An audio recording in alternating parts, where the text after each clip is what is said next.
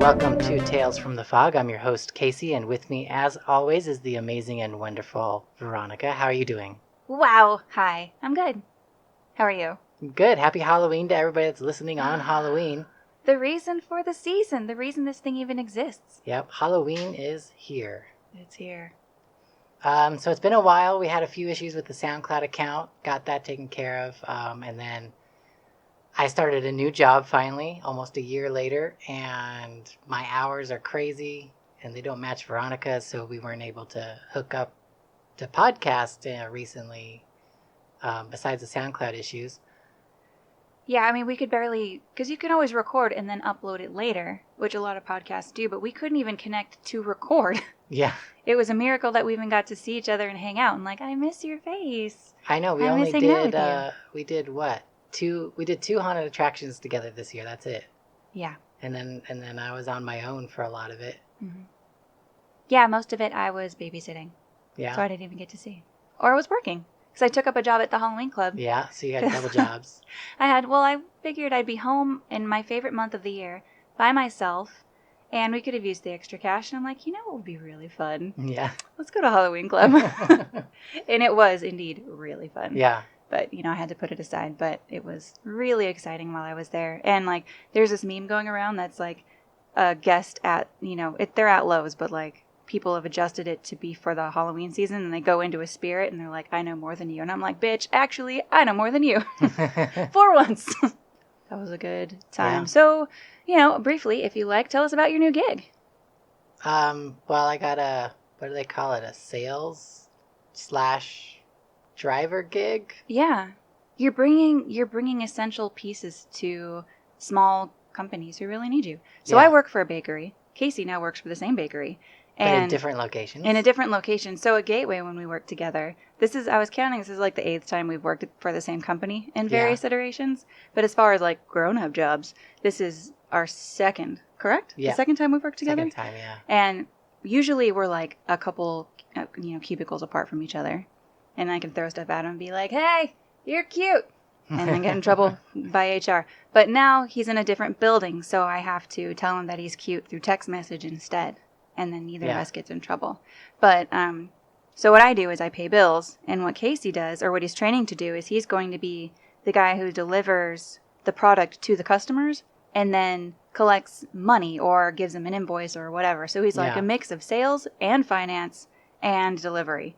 And I didn't know that that's how the industry worked, but apparently that is how it works. Yeah, I mean, it's cool. Kind of the same idea as like the Coke and Pepsi delivery drivers. They have their route, they deliver the product for Coke or for Pepsi and Monster, whatever it is, and it's basically you're a sales gig because the people you're delivering to are your clients, and you're also handling the money and the customer service for those clients, but then you also deliver everything. So you are the bakery. Yeah. As far as the end user is concerned, you are the bakery. You're Colosso's bakery, and that's pretty cool. But what I like about this gig the most, because I'm selfish, is once you do get on a route, your hours are going to basically flip 180, and you're going to be working early mornings, which means that you are going to be made available to do all the fun extracurricular activities that we always have planned. Yeah, so, exactly. like, your day job, it'll be tiring because you have your job, and it's strenuous, but you have the flexibility to be able to do, like, Decade Brigade stuff if we wanted to maybe open up a haunt. I don't know. With the podcasting and then the VO stuff. Like, you are given that flexibility to do those things. I happened to get the job right in the middle of the month of October. I know. When we're at our busiest time. And so it kind of put a wrench in a lot of plans. But in the long run, it'll all work out. Because right now, my hours are at night. Yeah. And mine are during the day. Which is great for babysitting coverage for the most part, but it sucks because I miss you. Yeah. And I like hanging out with you. So this is a fun opportunity to do just that. So yeah. So let's talk about something that we both did. The first attraction we did this year was Horrorworld at the Puente Hills Mall. Mm-hmm. Spearheaded by Larry Bones of Boneyard Effects. So since you were actually able to do this one, I'll let you take the lead. What do you think about it? So I have never been to a Larry Bones affair before that I can recall, because the other times that he did Into Black with the VR stuff, I was either babysitting or did he do that for 2 years? No, Into just the Black, one, just the one. just last year, and it was they did the media thing at like 12 o'clock in the afternoon on like a Thursday And I or was something working. weird like that. Yeah. And So, I just happened to have the day off, so I was like, I'll go. yeah, I remember it working out to where I wasn't able to go. And then, so this is the first time I've seen anything of his. I'm familiar with his work, and I've actually worked with him in the past, in my prior life. I'm thinking like maybe 14 years ago we did that project. It was with Yeah. Dave Love, and it was for It's for something in England. some VR thing, and we were dressed up. We had the full Boneyard Effects prosthetics, and we were against a green screen, and we had to do all that fun stuff. And Yeah, I super believe, killer. like, it just came to me. It was the London Bridge experience. The something. I don't think it was that project. Oh, no? I That think was, it may have been before that. Oh, so that was the one that I worked on, was like the London Bridge. They did like a haunted house or something. Yeah. And And they had the projection. yes. That was, I think, after the one that I worked on. Okay. The one that I worked on was, it was more different flavors. I just remembered that Larry and Diane were there too. Yeah. And yeah, they had fun in their costumes. And we did a lot of different scenarios. There was like zombies, and there was a clown, and there was like, I don't know, a vampire or something, or someone's face got ripped off. I don't really remember. It was a long time ago. Yeah. Long time ago. But anyway, our paths had crossed in the past. So I've always been a Larry Bones fan, even though I'm not always chasing to go see his stuff. But I already had the reviews from his maze from last year, and that it was amazing and multi-layered and super exciting, and you had to go through by yourself, and it was all scary. And so I was pretty hyped to go in there. And then it lived up to the hype. The VR thing was not part of it when we went through. Yeah, I don't know if it ever was. I don't think he was doing it this year. Okay. Which is a bummer, because it was a really, like, as far as like storytelling VR experiences, it was one of the best. That's awesome. Yeah. Yeah, I mean, I don't feel like I'm being shorted by not seeing it, but I can see how I would be, it would make it more robust if it was there. But this is pre-opening night, this media night, so they're struggling to just make it, to open the doors. The actors may not be the same ones as last year. They, you can tell that there were still so many things to figure out, and that is very forgivable, especially having been in his situation. So the fact that the actors' timing wasn't perfect, not going to judge them on that, because they are still figuring it out. But the sets were gorgeous, and the lighting was non-existent in the best way. And except for there was a tiny, tiny little bits of showcase lighting and nothing else. And I ran into the wall lots of times, which I think is by design. And then the longer you go through, your eyes kind of adjust, and you see stuff on the walls, and you see maybe it's like almost like shadows of things on the walls. Yeah, and you never get a full picture of what's in the room. No, you don't know. I'd love to see that place with the lights on, and I'd love to see the costumes, because I think they were kind of like, I don't know if I'm projecting, but I feel like they're a little bit Demogorgon-like. Yeah. Did it seem like that a little bit? I don't know, but I'm sure they're gorgeous with the lights on. So it was a very fun experience, a very long maze, which is probably my fault because I went very slowly. Yeah, just kind of soaking it in. I had Casey was in behind me. He showed up maybe 4 minutes after I went in, and he caught up to me. And so he just waited in a hallway all by himself while I carried on. And then he ran into me again. So apparently I was moving way too slow. But I really enjoyed it. I thought that the story that it told through the lack of lighting and through the deliberate darkness and the narrowing of the hallways and the little bits you were allowed to see, I think told a very beautiful story. Yeah. And I like that even my, tiny brain can figure out mostly what that story was. So it didn't have to make me think too hard. And yeah, I would definitely do it again. And I do wish I could have seen the VR thing. I guess I could have looked online and done some homework, but I didn't. So that was lovely. Yeah. Quite a good experience. Another maze that's at Horrorworld was the Psycho Sanitarium, which was a little weird for us. I don't know if they fixed the issue, but it was in the building, the first building where you get your tickets, where all the vendors are, and they couldn't figure out how to only turn off the lights for just the maze. And so they had the option, it was too dark for the vendors with all the lights off, but it was, like a normally brightly lit store with the lights on. And so we ended up going through with the lights completely on, Yeah. which I'm sure was not the design, but you could tell it would have been a really good maze with the proper lighting. But the actors did the best they could with what they were working with. They did great. And there's something odd when there is, again, it's no showcase lighting or very little of it, but on the opposite side of the spectrum where everything's illuminated, which was really cool because you could see everything on the walls. It wasn't implied. It wasn't, if you catch this, good for you. It was, here it is. Yeah. Here's what we've been working on for the past 3 who weeks. knows if like some of the stuff was supposed to be like showcased and some not, but we just don't know. Yeah. But I mean, to get extra lighting in there for the vendors, wouldn't that have been easier than... I mean, again, this is a month ago that we went through there, so I'm sure a lot of changes happened since then. Yeah, I mean, they could have brought in like just lighting you could plug in for the vendor area and just turn all the lights off. Yeah. But who knows? I don't know what they worked out, but hopefully they worked something out. But as far as... I think it would have been a really good maze with the proper lighting. I think it was a really good maze, even with the weirdo lighting, because you can tell what they were going for. Yeah. And I know that lighting and the textures that it creates adds a lot, but it doesn't necessarily tell the story outright. It helps serve the story. So you were still able to go along with it, even though things were less than 100%. The actors were fun. Some of the scenes were exquisitely vibrant. Yeah. Mostly thinking going through the potty. Yes. It reminded me a little bit of Sinister Point in that, like, oh, that was unnecessary kind of feeling. Yeah. But it was fun, and it was a little bit of a privilege to see everything in its full glory, because we talked to Larry afterwards, and it did seem like that was not the intention. That there was supposed to be some atmospheric lighting and a little bit of showcase lighting that just wasn't able to be used yet. Mm-hmm. So hopefully they fix that. And then there was a third venue. Who was the third one? The Flesh Yard, which used to be in Fullerton. No, Anaheim Hills, Fullerton. What was it? Mm. It's right on the corner right there. Maybe it was Anaheim. The one that was next door to us last year. Oh, that's Anaheim Hills with the pumpkin patch? Yeah, but I don't know if they're considered Anaheim Hills. I can't remember. Well, we were technically in the city of Anaheim when we lived there. So I think that's Anaheim. There's like a weird bebop there. Could be Yorba Linda. Could be. Anyway, it's off like the 91 and Imperial Highway. But that's where it used to be. Now it's at Horrorworld. Yeah, that's an upgrade.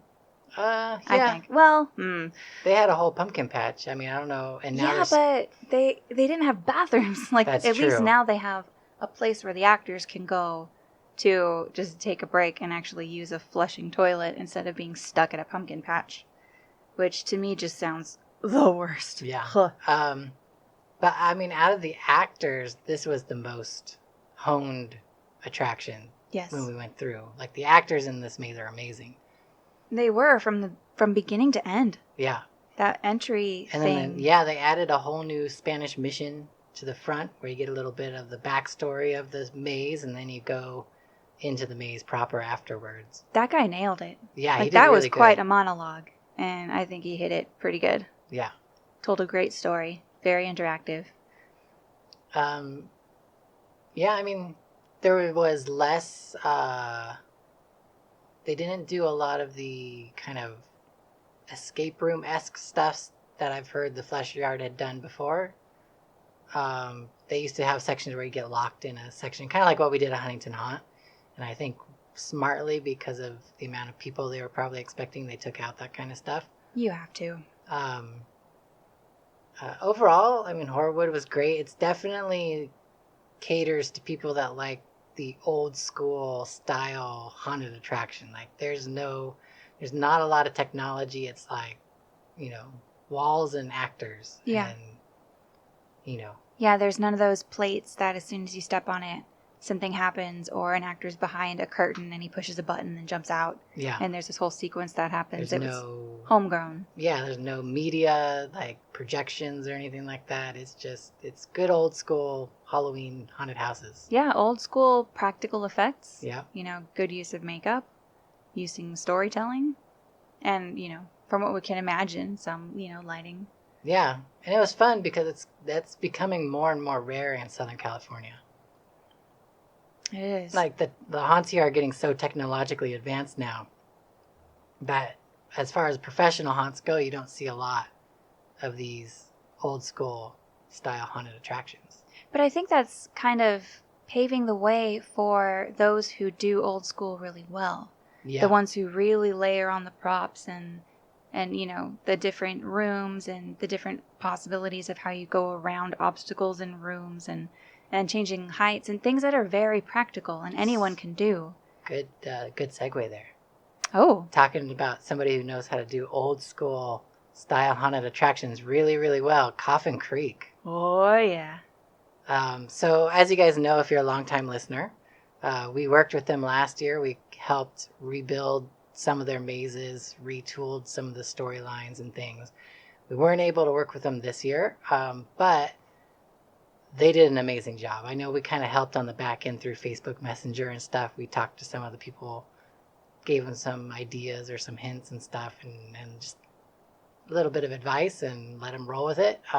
Yeah, but ideas are just ideas until someone implements it. Yeah. And these kids did. Yeah, I mean, they did a great job. So the first maze we did was the Asylum, which was great because if you like our intro music and you happen to go through the Asylum this year, you may have heard the Tales from the Fog intro music in the maze, which was fun.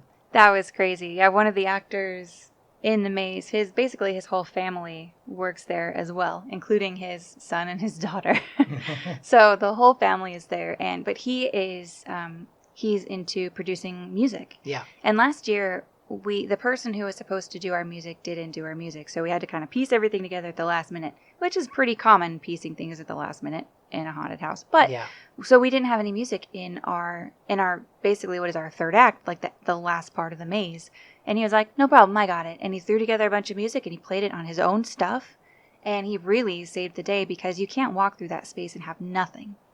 So what he did this year is he took, what he knew about environmental music, about, pushing a story along and having a theme and everything, setting the tone. And he totally blew it away with the soundtrack. Like, I was impressed. Yeah, the soundtrack was great this year. It was great. And then the fact that we walked through right when our theme song is playing. Yeah, that was total luck too. It just happened. It just happened. Like and like you can't, once the show is rolling, like it just goes. Yeah. And we happen to walk in right as that, like the dun dun dun dun dun dun. I was like, oh my god!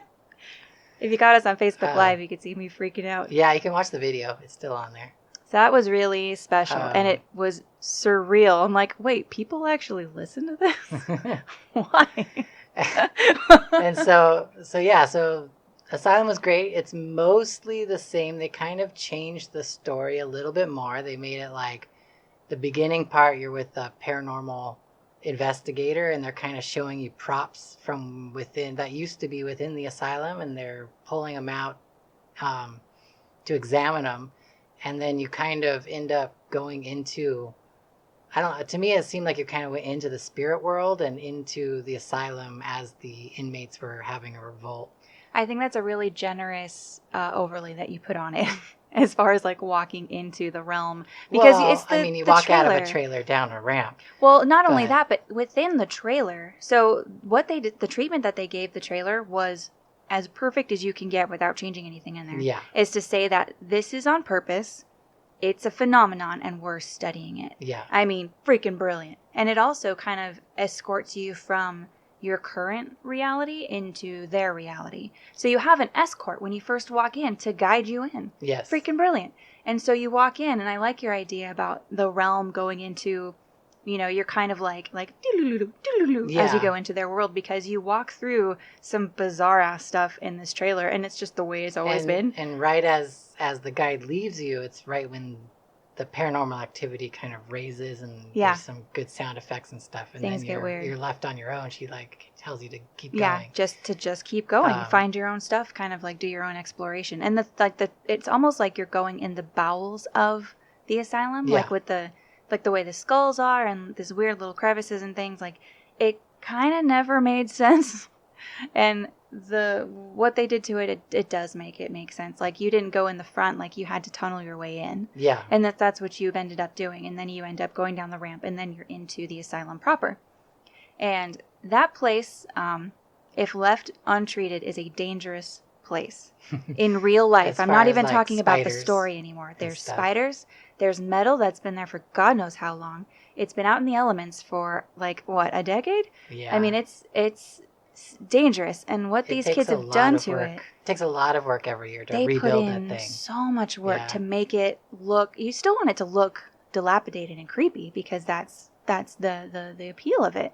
But they also, me knowing what it looks like, what they did such a great job at bringing that thing back to life. Yeah. And like the vignettes that they decided to replace were great. The things that they replaced them with were just perfect, just like pitch perfect. Yeah. And then the actors, I think we caught them on a slower night, like a lot of their actors weren't there. Well, it was funny because it was a Saturday, but it was the Saturday right after it rained. It was like pouring rain on that Friday, and so I guess a lot of people just stayed in. Yeah. But the actors that we did come across, most of which were from last year, so it was great to see them working again. Yeah. And they killed it. Yeah, they did an amazing job. Yeah, so I mean, the asylum was, I mean, I had high hopes for them because, you know, I am emotionally invested in that venue. That's the venue that I managed last year. And we worked really hard to get it to be safe and fun for the guests and fun for the monsters and make sure everyone had everything they needed. So to see it on the other side of the veil and see it done so well made Mama very proud. So good job, guys. And then the second maze we did was the Catacombs, which was pretty much the same layout as last year. The only thing they did was they tweaked the storyline again. They got rid of kind of the Inquisition overlay and they put in a cult instead, like the Raven cult. I think it worked. Yeah, overall it was good. The soundtrack in that maze was brilliant as well. It was really, really good. Good use of space in there. Good use of hidey holes for the talent. But yeah, I mean, it's basically the same Catacombs it's been for 3 years. Yeah, and that's a miracle that thing is still standing. That one's just like the asylum. It takes a beating all year, and you know, it's open to the elements.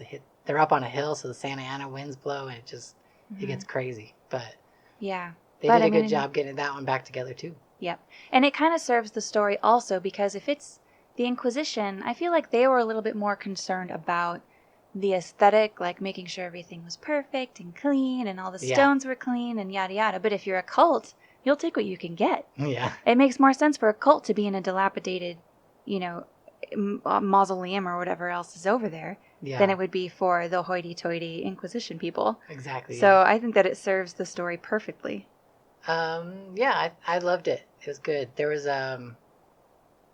one really dark area, and I think they just like lighting and power have always been issues in that maze. Yeah. So I think part of the maze maybe just blacked out and maybe they lost the light or something. Well, they had lost all power in the beginning because of the rain. Yeah. And then they finally got it working. Yeah. And then let's see, we didn't get to do the Prado Trail because like I said, it rained the night before and so it was flooded out. That's such a bummer. Yeah. Man, I was looking forward to that. Because that's my baby from last year. So I wanted to see how it was because I heard they added like a 25-foot long bridge somewhere in the forest and I was excited to see it. And maybe they'll let us go help tear down or something. We can go check it out. We still have our ticket. Let's see. And then the Dark Realms, which they expanded this year. The beginning was basically the same story of like Lord of the Rings going into the mines and stuff. But what they added was what they originally added last year and were forced to tear out because they didn't change their floor plans. But they fixed it and they did it this year and they added like a whole little European village with pretty neat little like facades, and you walk through and you end up in a cemetery and then you end up to the finale show building. And that was the same as last year also, the finale. So they just added in that European village. But I mean, it added a lot of pizzazz to it, I guess. Like the sets were really good. They are so good at that. They're good at wardrobe. They're good at set construction. Yeah. Now, if only they could get the acting thing down in that maze. Like, there's the actors were just not 100% on point. I think it was a matter of, I'm sorry to them if I'm wrong, but a matter of being comfortable in that new skin. When you're a LARPer, you have your persona and you're able to become that because it's something that you've really given thought of and created. But to be in a haunted house, if that's not your thing, it's a weird feeling. Yeah. And it's the reason that only the people who do it really love it, and the people who don't want to do it don't do it. Mhm. Because there's a certain vulnerability about being a haunt monster over being a LARPer. Yeah. And having done Well, both, because as like a haunting LARPer better. or someone that does that sort of thing, you're around common people who Yeah. all like to do the same thing. Whereas as a haunt monster, you're just with general population people who may or may That's a not good point. understand the Well, entire depending on thing. where you're LARPing, you're not 100% surrounded by your own kind. Sometimes you do have, I didn't want to pop into the mic. Anyway. Super low. Oh, well, you can edit out the pops then. So if you're doing LARPing, depending on where you are, sometimes you have people who are not like you in that realm. Like, they're not role-playing. They're just there. When you're a haunt monster, you're surrounded by other haunt monsters, but you are addressing people that are guests, and they're not playing the same game you are. So it's like a little bit of both. But sometimes like the SCA stuff, you are 100% surrounded by people who are living the same fantasy that you are. Yeah. So I guess it just depends on what you're used to. And you can have done all three or none of them and still have a preference once you do those. Yeah. So who knows? It could just be that they're new at it and need to find out who they are. Well, but the difference is the next one we're going to talk about, which was, I think, my favorite attraction of the night, which was Uncle Zed's Zombie Safari. That's one of my favorite attractions I've ever been in. I know, it was amazing, and the acting in that was amazing. It really was. So it's So good. like, what's the difference between the other maze and this? The hayride. The hayride was very. There's a lot of camaraderie between the actors and the guests, and the whole venue. I felt like was much more of a team effort. Dark Realm felt like the actor was the only dude in that spot. Probably the only dude around for a while. Yeah. And then, with the exception of like the wraiths that come out of the wall or the goblins at the beginning, like there's some teamwork going on, but I get the vibe that it's more like kind of lonely. Yeah. Maybe a little bit more lonely in the Dark Realm, but you go out to the safari, and suddenly you're with a bunch of friends who are, it's a very different vibe. It's less serious. It's less like roll your D20 RPG action. And this is more like, let's just go fart around and have fun and scare these people. And you could feel the difference in the vibes between them. Yeah, so the whole idea was that there's this hillbilly family that lives in the backwoods, and they breed zombies for you, almost like an alligator farm you'd find in Florida. And the idea is like you're gonna go and tour the zombies on a little safari hayride and see the zombies. And the very first thing, just like at one of those backwoods alligator farms, the big cousin jumps in the ring and wrestles a zombie. Oh, that's right. Oh, it was so great. That kicked off the thing. Like, okay, this is gonna be a different kind of attraction. It really set the tone. It did. And everybody on the thing was just screaming and yelling for him, and he like ripped his shirt off, and big old dude just wrestling a zombie. And suddenly you're invested, and you're in it. Yep, no turning back. Like you want the humans to win, and you don't care if they take down zombies in the process. Yeah, you want to see them go down. And then there's like really good scares. The good thing they did is they pushed the hayride farther into the village, so you have much more practical sets with all the village buildings and things like that you can kind of weave through, and it gave really good spots for monsters to hide or things to come out of. Yeah. But then once you do leave the village, they did this great thing where they unload you in the wrong spot, basically. And now in order to get back to your vehicle, you have to go through Zombie Canyon, which is where the hillbilly family... No, it's Zombie Canyon. Is it Zombie Canyon? Yeah. I thought a cannibal was in there somewhere. All the zombies that the family breeds are kept, and you have to get through the canyon to get back to your vehicle. What talked about cannibals? I don't know. I swear there were cannibals involved. At the very end, there was the guy butcher. The guy. Yeah. Well, maybe they cook them too. I don't know. I thought it was Cannibal Canyon. They're a farm. Maybe they eat them. None of this matters. Anyway. No. Anyway, so you get off the hayride, and you actually have to go through a haunted attraction. Like, you get off, you go through this awesome maze with zombies everywhere, and they did this fun thing with like a giant sewer tube, a big plastic sewer tube, but it wasn't strapped down to anything. So as you're crawling through it, it's like rolling from side to side with everybody else. And then the talent's on the outside of it messing with you. Banging on it and stuff. And that was fun and kind of weird. That was very unique. Yeah. Great use of that prop. And then they probably found it in the junkyard in the back. I hope it wasn't actually. Yeah. I hope they hosed it down. And then after that, you hop on the hayride and you go back through the village for the second half of the hayride. Yeah.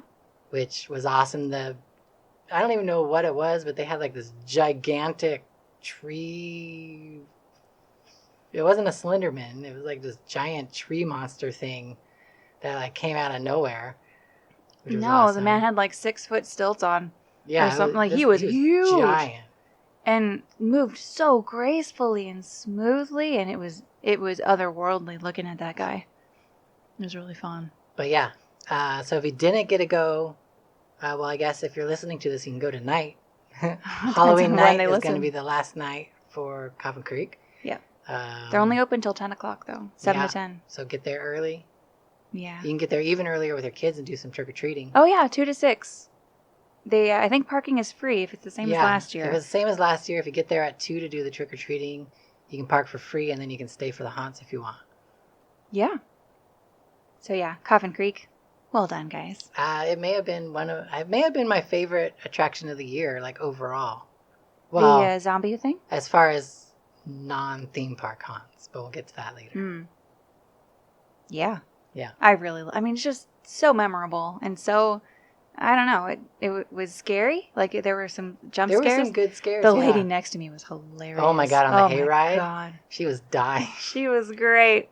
And she just had like the scent of the perfect guest, and the monsters were just drawn to her. Yeah. Which is great for us because we think it's hilarious. That was awesome. Such a good experience. Yeah. So I highly, highly recommend Coffin Creek. Or, I'm sure they'll hopefully be back next year. I'm sure they will. Yeah. They're going to have some different faces, though, because that mausoleum thing, I don't think it's going to survive another season. Yeah, I think the catacombs is probably done. Then again, we've said that before. We did. We didn't think we'd be able to get it yet last year, and we got it up and running, so who knows? No. And I thought for sure they were going to tear it down between now and then. Yeah. But, yeah. All right, so let's move on to the first big thing that I got to do this year, which was Queen Mary's Dark Harbor. Yay. It was fun. I got to go with Vince from All Things Haunted. He was my partner in crime since you were busy. Our first guest on the podcast. Yep, he was our very first guest on the podcast. We'll have to have him back soon. Mm-hmm. Because he's done so much stuff this year. We can talk to him about all the stuff he did that we missed. I know. I see him on Periscope all the time. Yeah. So Dark Harbor, they actually got rid of one maze, so they're down to 5, I believe. 5 attractions. Feast, 340, Lullaby, Dead Rise. It looks like 6. 6? Yeah. All right. So we'll start off with Feast. They moved it to where the Graceful Gale maze used to be. How did that change the attraction for you? Well, it was a different layout. They got rid of the crawling section that was when you crawled through the oven. Bummer. Which was one of the fun things that happened last year. That was really fun. And it honestly, the last year it had a better, I think the location of it within the ship fit the theme better. Well, the Graceful Gale one, isn't it more open? And you have more views of things, whereas before it was much more galley-like? It goes by the propeller. It goes into the engine room. Mm-hmm. It doesn't make a lot of sense for some of the stuff, what Feast is supposed to be about. Yeah, and the way it was last year, it seemed that it could have been the galley. Yeah. And the little tiny stairs you had to go up and down. It felt very much like a backstage kitchen area. Yeah. And this didn't feel like that as much. But overall, the talent was good. They still had the oven part with the neon, but it was standing, you just walked through it. Yeah. Yeah, that's pretty much it for that one. Did any venue take its place in the location where it was before?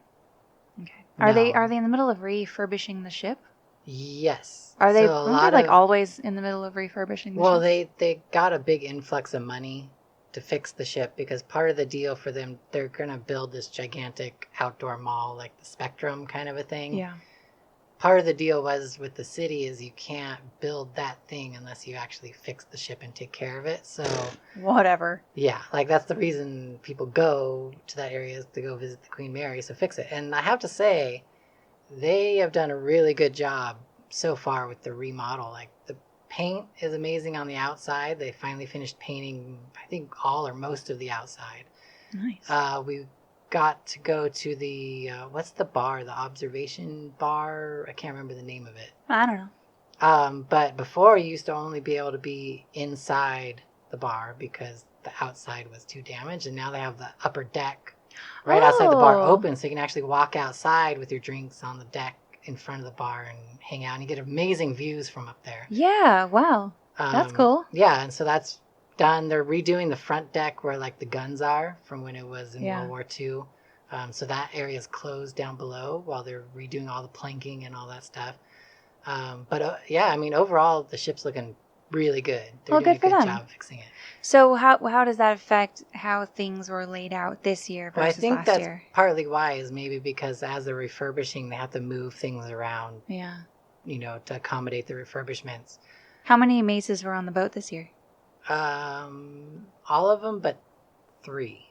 So 3 mazes were on the boat? on the boat, yeah. That's impressive considering they're going through a remodel. Yeah, so the other one on the boat was Lullaby, which is the Scary Mary maze, which was probably my least favorite of the night. Now, is that in the same place it was before? Yes. Okay. Yeah, that's in the same place, and I mean, it was just like every single Mary had the "Do you want to play with me" line. It just got repeated over and over and over. And then she had like these killer doll things that were very doll factory-esque from Knott's. Yeah. That's okay. But they didn't do much. They kind of just stood there like a living doll. Like there was no real pop-out scares. There was nothing. Oh, you're talking like live actors were dressed as the doll factory dolls? Yeah. Oh, okay. So it just sounds like they needed a little bit more robust in the storytelling. We went later on in the season because they broke up media night into 2 different nights. So a lot of our friends went Friday and we went with the second group on Sunday. So they had a few days over the weekend to work the kinks out of their acting and their place in the mazes. They should have been a little more on point after 3 days. Yeah. But I don't know. Well, that's okay. But yeah, I mean, it wasn't my favorite last year either. So maybe little kids and stuff aren't just scary to me. I think they're just not telling the right story to you. Maybe that's worth exploring. Let's think about that later. And then the other one on the boat was B340, which was a big jump from last year. Really? They did a great job on this maze this year. I thought they did a great job last year. This year, the story was way more cohesive. They did a really good job. There's like a pre-show with a detective, and they give you the whole story of the room and what happened, and you're basically following this detective's footsteps as he investigates what happened. I like that. That's the second time we've seen the "let me guide you through our tale." Yeah, so there's a good setup to it. You understand what's going on, and then you get to experience what happens. And so that was a really good upgrade, I think. So is that also in the same place it was last year? Yeah, that's in the same spot, in that like midship area. Like Lullaby and B340 kind of share the same entrance, but then they kind of go different directions. Yeah. Then there's Intrepid, which was probably my favorite maze of the night. They brought the train cars back. They lost them. I think they lost them last year. You walked by the engine, but you didn't go through the train cars or something. I can't remember. Right. But they brought it back, so you're actually walking through the train cars, and they go and they like kind of shake and stuff, and it's fun. like that part. And then you're dropped off at this amazing reveal. So you're in these tight kind of train cars, and then you end up in the courtyard to like this Scottish church, and it's just this big reveal, and there's this giant church facade that you go into, and it's a really good reveal. Neat. And then the rest of the maze was pretty much the same as last year. They had like the really cool swamp effect. The ending was kind of because the ending ended up being just a a photo opportunity with the Iron Master. Okay. So he just has like a chair there and he's sitting there and you can go up and take a picture with him. I feel like that was kind of a letdown because at the end of a maze you want like a good pop to kind of like push you out the room. Sure, and then put that photo up on the outside. Yeah. Yeah. But, it is what it is. Yeah. The other maze, there's two more outside. Circus was overall a disappointment for me. Really? I thought it was, it's 50-50. So it was better overall last year because they took out a lot of the elements that I liked from last year, like the changing rooms and the different ways you can go. And as far it's just like a lot of the fun factor disappeared. But what they did do well is, again, they set up the story really well of you breaking into this circus after hours, and they kind of make you feel like you're going into this place you're not supposed to be, and you get caught up in like carny stuff. So the beginning part was really well done, but then the maze kind of fell flat after that. Oh. So I guess not much bad happens once they figure out that you're there? Well, I mean, there's scare actors, but again, they're like the Scary Mary maze, there's not a lot of scaring going on as much as kind of like spooky? Not even spooky. It's more like, here's what it is. You feel disconnected from it. Oh. So like, it was like the talent was doing their thing while you were walking through, but those two things never collided. So the talent never cared that you were there? Yeah, you were just walking by talent doing things that were weird or whatever, but you never got any interaction from them. And I think the Scary Mary maze, besides the do you want to play with me stuff, was very much the same way. You were walking through these environments and things were there, but you never got that interaction.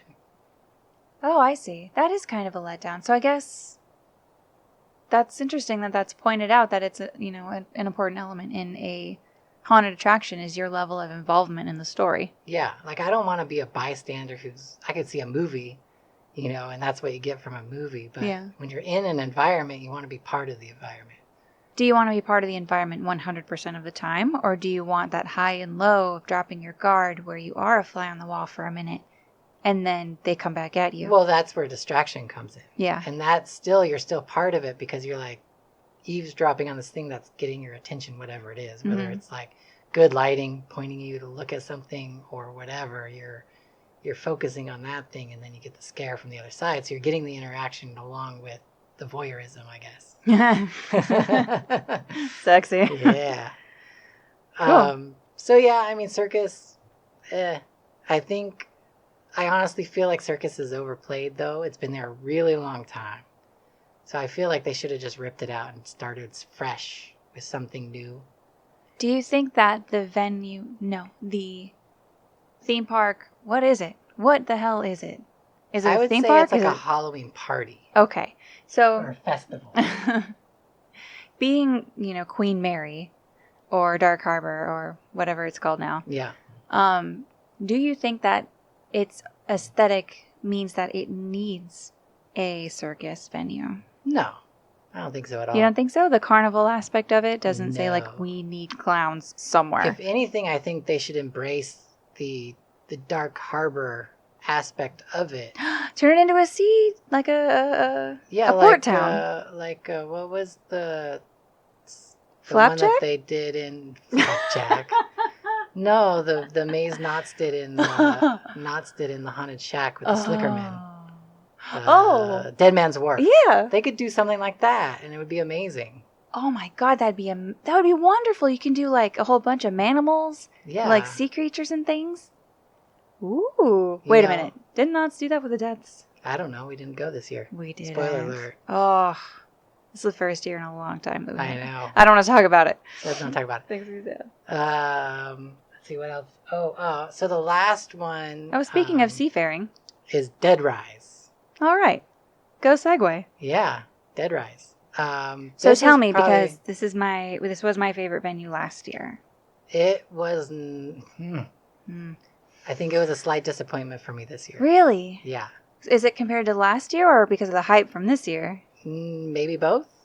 Okay. Well, the problem is a lot of the elements that we really loved from last year, which was those crazy fire and water effects. Mhm. I mean, just like off the wall, you can get soaked in this maze. And we had so much fun going through it and trying to run from the water and all that stuff. Or The watching element people, of risk. Yeah. watching people get soaked and stuff. Pretty much all of that was gone. Bummer. What about aesthetically? Aesthetically, it was pretty much the same. It had like that steampunky sunken ship Yeah. feel to it. Kind of soggy and dirty. But yeah, none of the water effects. Like they didn't have any water effects where you could get wet. I mean, Yeah. as far as when I went through, either they were not working or they didn't have them. And then the one thing that I was looking forward to was the supposed Ninja Warrior course, because we love Ninja Warrior. It wasn't a Ninja Warrior course. It was said to be an obstacle course. Okay, Our definition of obstacle course is not the same thing. However, in my defense, John said at Midsummer Scream, if you like American Ninja Warrior, there's going to be an obstacle course in this maze. So if you're going to compare it, you got to compare it. You have to once those words are uttered. Yes. Oh, no. So I was going in. Now, when I think of an obstacle course, I'm thinking of at least 3 things. Okay. At least 3 things. Give me you mean so something- 3 obstacles? Yeah, at least Okay. 3 obstacles, something kind of challenging. So you're thinking like an upper body, a balance, and I don't know what, a grip strength. Well, maybe not grip strength, because that'd be hard to do. That'd be hard to do in a maze for general public. But a climbing thing, a balance thing, and Maybe like an agility thing. some kind of agility thing. Sure, yeah. why not? Something like that. What it ended up being was just a cargo net that went 6 feet up and a fireman pole that you rode down. Now I have to wonder if there is some kind of insurance reason that happened. Because a lot of things go the wayside when it goes from going on paper to the fire marshal walking through. Maybe. Things change. But the thing is they had the bypass. So I got sent through the ninja course. And Vince got sent through the normal path. Like there was literally, Sorry, Vince. I think they were looking at people and That's not sizing right. them up. That's not nice. Yeah, That's funny though. It is funny. Oh, they're jerks. But so there is a bypass. So it's an option, And there's literally like just a door, and they open it, and they're like, "Hey, you go this way." And I'm like, "Okay." Like you look like you. Well, did you have your New Balance shoes on? Yeah, I probably So did. you had your ninja shoes on. Yeah, I mean, was you were ready ready. to rock and roll. Oh, well, I'm sorry that it didn't pan out to be an actual obstacle course. But the one thing that Dead Rise does really well is the exit. They have that fog, that container that you go through that's filled with fog and the white, like the diffused white light, and you can't see anything, and things are just like hanging from the ceiling and stuff. I ran into the captain there last year. It was He scary was as there hell. again this year, yeah. Was he? He just kind of came out of the fog at you. Like, Oh, it's the so captain." great. Yeah. Cool. Well, I'm sorry that one wasn't, everything you wanted it more. To me, overall, it feels like it was a rebuilding year, but they really should have added, I think because everything has been there for so long, Mhm. they really should have, my pick would have been Circus and just redid a new maze. Yeah. Rather than spending money revamping the other ones and adding the new elements, take all that money and build a new maze. So you're saying instead of doing a mild cosmetic surgery on everything, you think that there should be a full, like, nip-tuck makeover on just one venue? Yeah, because as far as Circus goes, they could have reused the walls and the flats and just given us new aesthetics and new story and throw something new in there, and it wouldn't have been as expensive as like starting from scratch. Do you think an element of that is that the landlords may have been wishy-washy on the time frame? I don't know. I mean, it's got to be difficult to plan that far ahead when you've got your landlords who want to take all of your space, basically eliminate your event so that they can put a mall there. Well, yeah, it's going to be interesting to see how Dark Harbor fits into Queen Mary in the future, because it is a really big event for them. They make a lot of money. So I feel like they're going to try to keep it, but especially when they start construction on this new place, how is that going to affect, everything? It may go dark for a couple years. They may have, like, only on ship mazes. Like, who knows? But it's all up in the air. I guess we'll find out sooner or later. So we've talked about all the venues, but there's something else there that we are quite emotionally invested in. Oh, what's that? Oh, I don't know. We kind of like sliding. Rumor has it they have some sliders. Oh, yes, they do. So I didn't get to see anything, of course, but what I do know is that they have a terrible floor to have to deal with this year. Yeah, I mean, they moved because, okay, so they don't own the dome anymore. They sold it to, like, Carnival Cruise Lines or something, and they kind of use it like a airplane terminal with, like, little restaurants and, like, a lounge and stuff for guests waiting for the cruise ships to hang out in. So that's off the table. Part of that was they weren't able to use that very back street that hugs the edge of the dome for the event this year, which is where Slider Alley was. Mm-hmm. And so they moved them all the way up to the entrance gate where you come in. Unfortunately, the floor is horrible there. Oh, man. Like, it's really bad. And so the show suffered for it. And I think it's hard to say, because I know the people that do the show and they're really good. But they took out a lot of the show elements from last year, which would have worked great given that they can't slide as good. Yeah. And so I feel like they should have kept those show elements and played more towards that along with some sliding. So like a street performance that incorporates sliding as part of it. Yeah. I think that would have been a better angle to go in that situation. Yeah. Because, I mean, there was very few stunts they could do.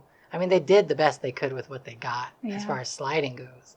So I think it would be incorporating the show side of it more. Yeah. And leaning on like the funny bits that they did last year and like all of that kind of stuff to pump it up when you can't do as many cool tricks. That's an element that tends to play well regardless of your floor.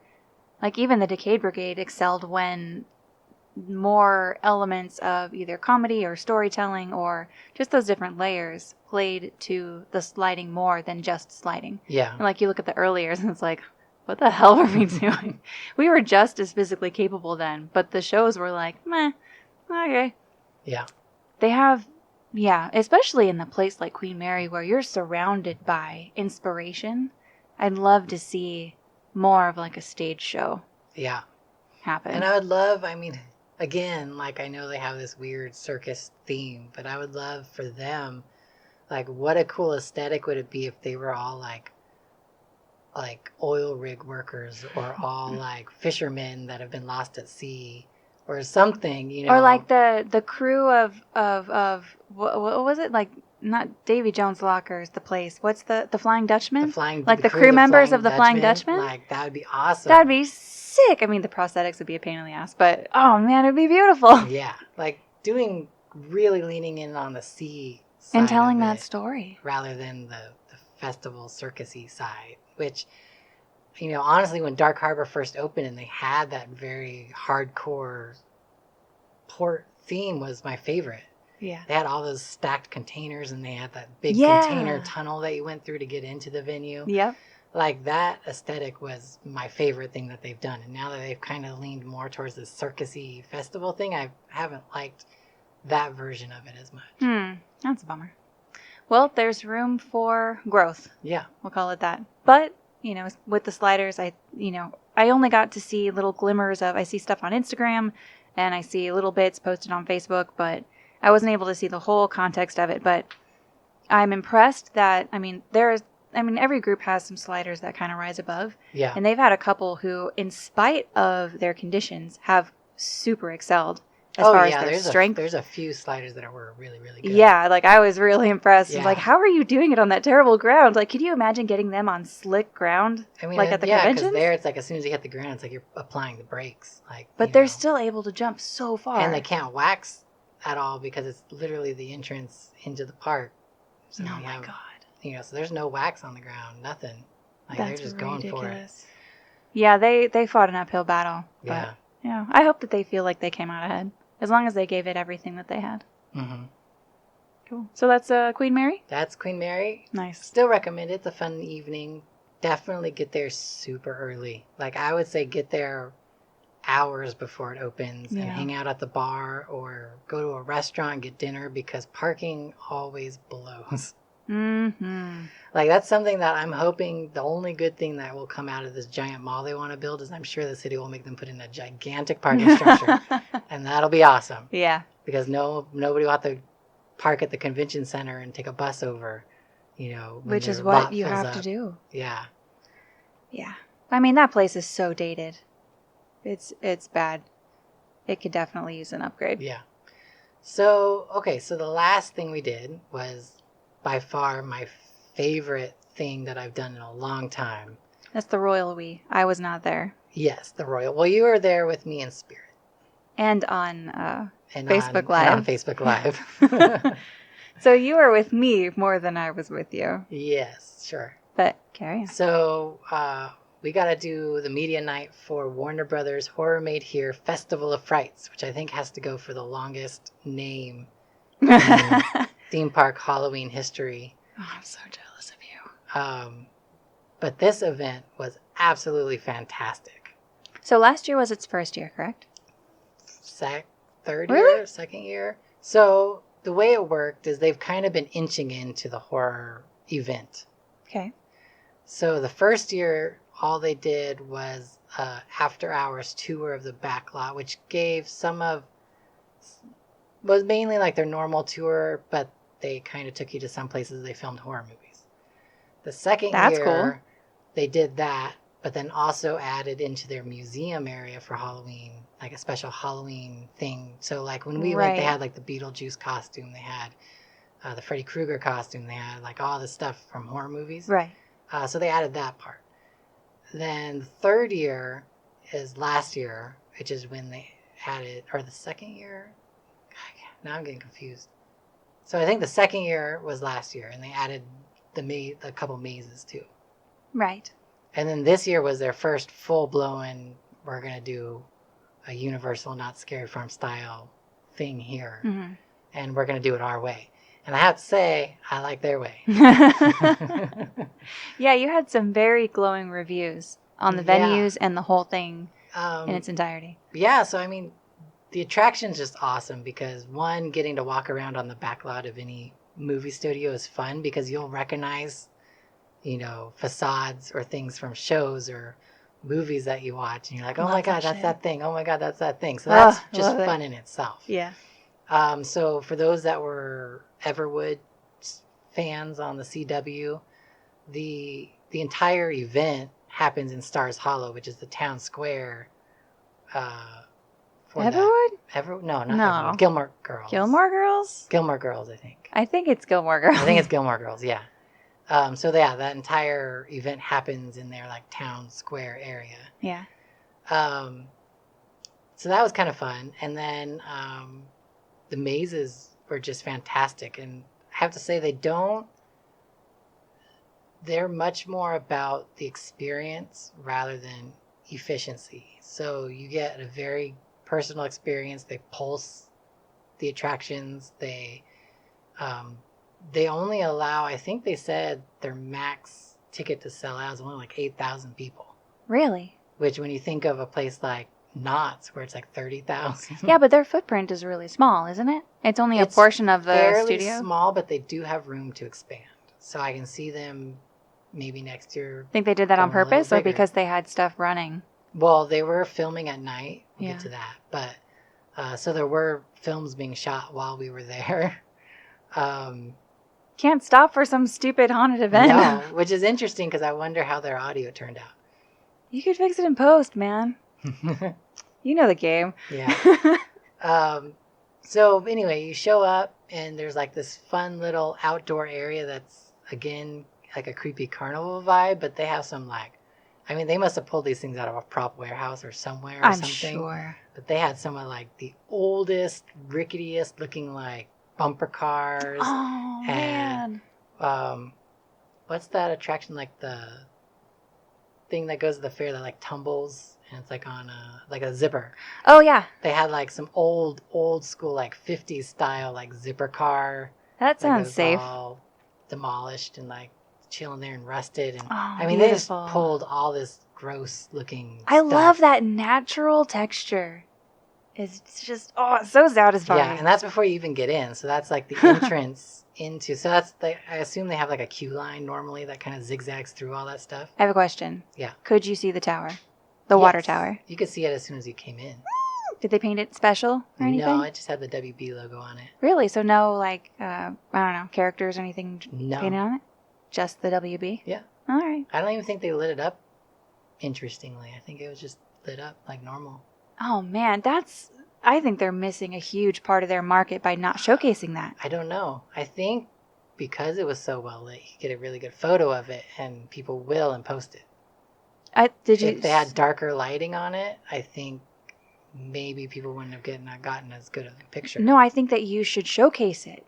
Like, put the lighting on it. Well, it had lighting, but it was just white lighting. That's what I was saying. They didn't do any like special effect lighting on it. Oh, I was thinking like putting Yakko, Wacko, and Dot in Halloween costumes and painting that on the water tower. That would have been funny. Thank you. Yes. So yeah, that's why it's special to me and gazillion other people is because of the Warner Brothers. Yeah. And the Warner sister.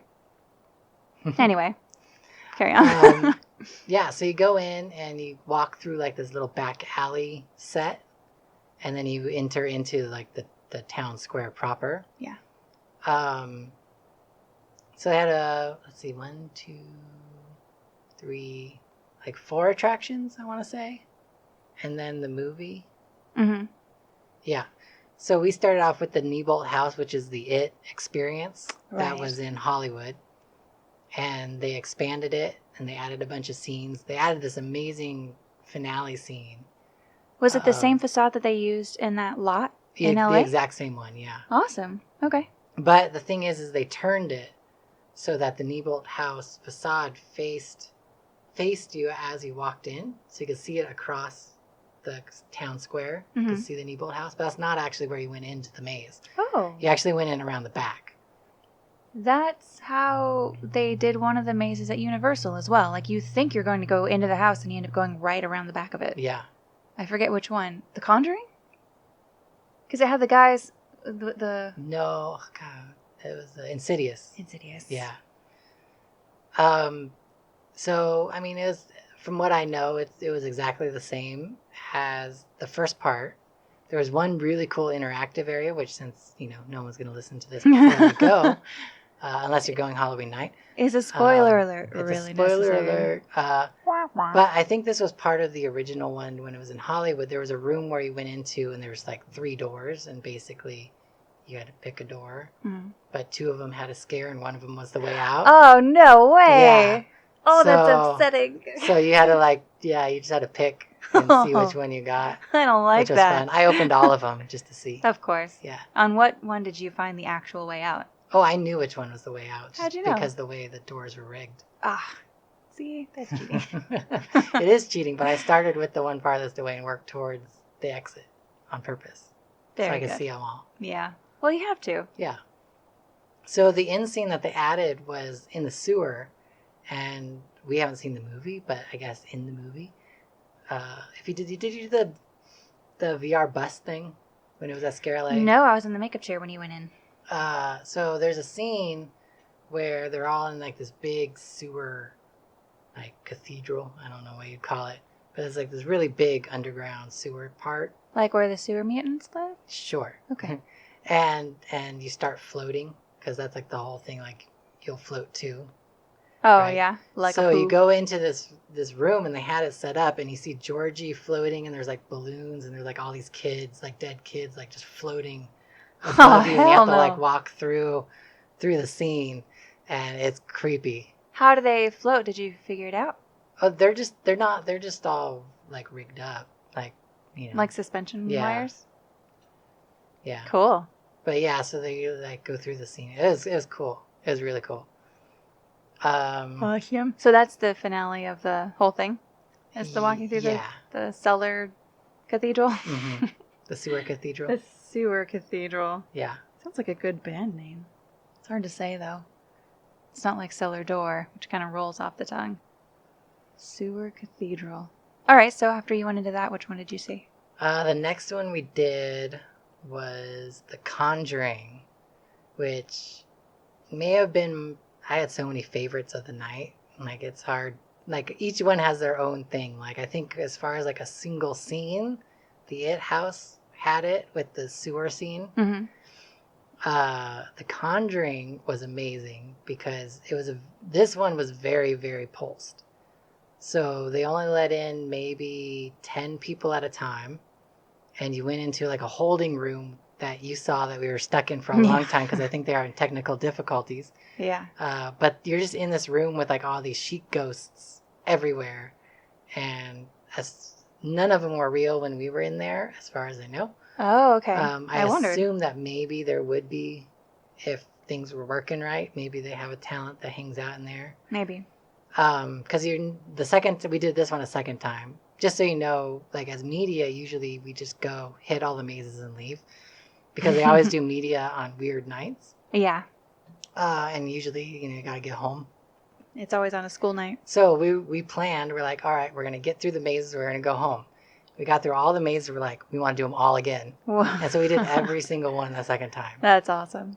So we ended up staying late. Okay. So anyway, in The Conjuring, in that first room, you hear footsteps on the roof, like, because there's 2 floors. Mm-hmm. So above you hear footsteps, and every once in a while, the nun would peer down the staircase at you and then just disappear. Ooh. And then you just hear her footsteps again walking around. So is that the actor's footsteps? Yeah, it's like a real actor up there as the nun from the Conjuring universe, just walking around, and then she would just appear at the top of the stairs. While you're in this room? Yeah. That you were in there for 20 that happened minutes? to us like 15 times while we were waiting, and normally that happens like once. But whatever. That's true. She probably times it. Yeah. It's not like she could just stop. So you get into the next room and you meet a paranormal investigator, and they have like basically this museum of artifacts that are haunted, and they have to do with the Conjuring universe, right? Mm-hmm. And so she kind of tells you the backstory of what you're there to see and blah, blah, blah. And you're going to meet this psychic in the next room who's going to tell you about all these artifacts because she can communicate with ghosts and all that stuff. Of course she can. Yeah. So you go into the next room and you meet the psychic lady, and she's telling you about the stuff. She's like, don't touch anything and blah, blah, blah. And then she's like, I want you to meet our most famous visitor, Annabelle the doll, which is like the real Annabelle from the movie. Oh. And you turn and the case is empty. Nice. And Annabelle has disappeared. Of course. Of course. And so you're brought into the next room because the energy is too strong in that room. There's like crazy stuff going on. Like things are falling off the shelves and stuff like that. And they do a really good job. Like it feels haunted. Like nice. It's cool. And then they bring you into the next room and you're like in this tiny little room. And she's like telling you like, kind of about the ghosts and things. And then there's you're in like just a room. It looks like a room of a house. So there's like kind of doors around that go to other rooms. Mm-hmm. And there's like one of the doors go like really quick. And then she stops talking. And then she's like looking around and it's all super quiet. And then both doors at the same time, and they like start hitting. And you're like, oh my God, what's going on? And then all of a sudden one of the doors opens and something comes out at you. And she get out. And everybody goes running outside the house into like the backyard. Oh my God, how cinematic. It's really intense. And then, so you're in the backyard and you're led to a second house. Whose house is that? I believe it was supposed to be, this is where it crosses over. So the first one was the Annabelle, and now we're going into like the nun. Okay. So I think it was supposed to be like a church or something. It kind of looked like a church. It was white and all that stuff. So you go inside and not a whole lot happens. There's like a little scare. And then you're like led into this big foyer with like these stairs, and there's like a really cool painting on the wall. And then there's a talent that you're not supposed to know is a talent, but as soon as I saw him, like that's a talent. Look at the shoes. Yeah. and so he's actually, you think the distraction is this other thing that happens. So you're standing there, they bring you in, there's a guy there, and he's supposed, you think he's like the next tour guide, right? and above him, he's like starts talking to you. Above him, the nun appears above the stairs again. So she's just like standing above the stairs, and then she disappears, and you're like, and that's when this guy scares you, right? But that's not the actual real scare. He's the secondary distraction. The real scare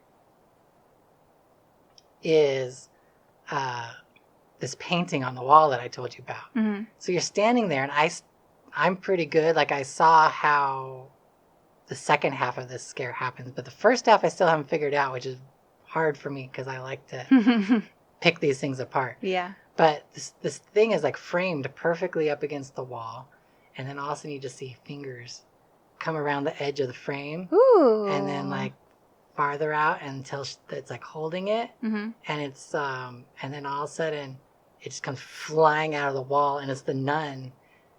And so the picture is like a silk scrim, right? And so she has a lighted face on the backside, so when she runs at you, her face lights up on the backside, and you can see the nun through the painting that's flying towards you. Whoa. And you see the dress underneath it, and so like her head lines up with the head that's on the painting. Like, absolutely, oh my God, an amazing scare. Like, it had a creep factor because it's like, ooh, this creepy thing's happening. Then it had the pop factor that just like scared the crap out of you when it comes running out of the wall. Like, that's so innovative. yeah, it's super cool. And the seam, so like the bottom half underneath the picture, there's like a door where her legs come out. You know, obviously she has to be able to get out of the wall. Yeah. But yeah, I mean, the seam where that wall is, you don't see it until it pops open. Like, it was really well hidden. Wow. That would be a fun one to go back and see with all the lights on. Yeah, that'd have been cool. I would have loved to do a backstage tour of that. Yeah. And see like the upstairs and see how all the tech works and stuff, because there was some good tech in that. That sounds like a marketable product. A backstage tour of a haunted attraction. Yeah. I mean, they have it at the studios for, for production, for regular production. Why not do it for a haunted attraction production? In Florida, they do a Behind the Screams tour. Oh, they do? Yeah. And damn it, they had no Universal idea. Studios. But, well, I mean, they should bring it out here. It'd be great for Warner Brothers to do it, because their big thing is like Dark Harbor, parking is an issue. They don't have a ton of parking. Yeah. So to get people there early, it'd be cool if you could come early, do a behind the scenes tour, Mm-hmm. and then be brought back, get a tour of the haunted haunts and stuff, and then be brought back to the front and wait for the park to open at night. Do they have any possible space if they wanted to do what would be their version of a pre-scare dinner? Like a restaurant that they can keep everybody in while they switch? In the main building, maybe, which would be cool, because if you got a park there as a perk for paying extra, yeah, it's better, because that's where we parked as media. So we got to park in the parking structure at the main WB office building. Yeah. Which is where you park when you do the normal studio tour during the day. But if you come to the haunted night, you have to park on the back side of the lot at the the cemetery. What's it called? Over by Lot 8 on the other side of the... on the back side. Yeah. And then you have to like get brought over from there. Yeah. So that'd be a cool perk to add in, is like, hey, you get a park closer, you get, secured parking, you get this behind the scenes tour. They have a commissary there with a restaurant. So maybe they could add that in. I don't know. That'd be cool. I think we have an email to write, sir. I mean, they already charge a lot. Like the Losers Club, which is the front of the line thing, is like $140. Wow, and that's what you were granted for because you were media? But you do get some good perks with that. So you get the good parking. Mm-hmm. You get 2 free alcoholic beverages and or non-alcoholic if you're underage. You get 1 snack. So they have like vending carts with like pretzels and not whatever else. You can get one of those. You get front of the line and all that stuff. So, I mean, the normal tickets, like, depending on the day you go, if you go on a Friday or Saturday, it's like $80. Yeah. So for an extra, $60, you get a bunch of stuff. But 1 beer is like $10. So you figure 2, you got $20. Yeah. The price keeps going down. Preferred parking, all that stuff. Yeah. So, I mean, the price compared to like the normal ticket is worth it to get the Losers Club. You're investing in making sure you have a good time. Yeah, especially because the lines are so pulsed. Yeah. That, it's a long wait. Yeah. Like I said, we went, so it was media only and then friends and family that work at Warner Brothers. Mm-hmm. So, I mean, it was maybe 2,000 people there, but the Conjuring maze still had an over an hour wait. I wonder if any voice actors were there. There was a lot of people I recognized there. Really? Uh-huh. You didn't tell me that. Yeah, well, that's a secret. Will you tell me later? Yeah. All right. Would I have like squeaked and had a really hard time paying attention? Probably. Because okay. Yeah, I saw a bunch of people. It was cool. Aww, how exciting! I don't know. Did I see any VO actors? Maybe one. That you recognized? Yeah. Well, the beauty of voice acting is they don't always get to see your face. Yeah, that's the hard thing. You could be famous. You recognize the voice. Yeah. Like if you hear him talking, but it's the best way to be famous. Yeah. So let's see. What did we do next? Oh, next we did. So Conjuring had my favorite scare, which is the nun popping out of the picture. Mm-hmm. So that's 2 favorites already. The next thing we're going to do is my favorite overall attraction, which is Camp Crystal Lake. Ooh. And this is combined with the studio tour. So you get on like a little trolley. It holds like, I don't know, 10, 12 people. It's not a lot of people. We didn't get to go do the full tour on the way out because, like I said, they were filming that night. And so part of the stuff that we would have gotten to see normally, they were filming. So the tour is part of the ride, like doing the Camp Crystal Lake comes with that tour? Yeah, it's part of the deal, I guess. So what are you touring? So they take you to locations where they film horror movies. So we went by the curio shop where he buys Gizmo and Gremlins. Yeah. We went by a bunch of stuff. I can't remember. It's been so long now. So yeah, you see a bunch of stuff. And then they drop you off at Camp Crystal Lake. And it's like a dirt path into the jungle. And then there's just a sign that says Camp Crystal Lake.